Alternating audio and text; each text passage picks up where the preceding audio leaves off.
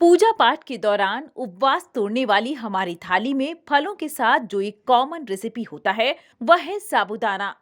व्रत या उपवास में इसे बनाना भी आसान होता है और यह स्वाद में भी अच्छा होता है।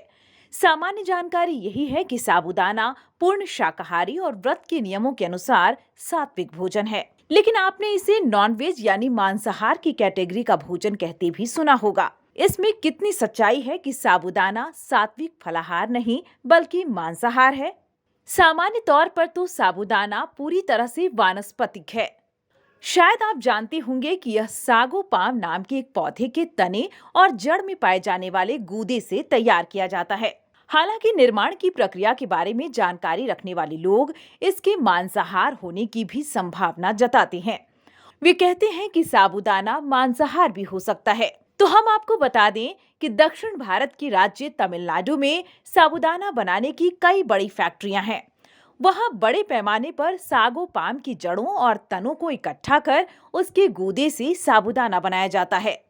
इस प्रक्रिया में गूदे को बड़े बड़े गड्ढों में महीनों तक सड़ाया जाता है। मीडिया रिपोर्ट्स के मुताबिक ये गड्ढे पूरी तरह से खुले होते हैं।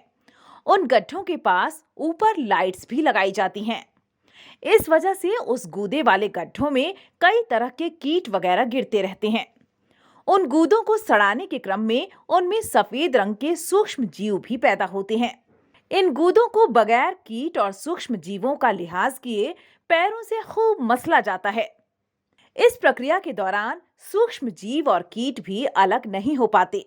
इसके बाद मावे की तरह आटा तैयार होता है और इसे मशीनों की सहायता से छोटे बड़े दानों के रूप में तैयार किया जाता है और फिर पॉलिश की जाती है। इसलिए कहा जाता है कि फलाहार के रूप में प्रयोग किया जाने वाला साबूदाना कीट पतंगों के मिश्रण से मांसाहार बन चुका होता है।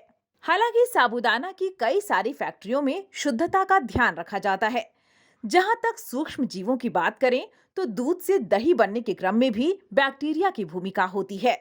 लेकिन इसका मतलब ये तो नहीं कि दही को भी मांसाहार मान लिया जाए। न्यूज़ विंग की ब्यूरो रिपोर्ट।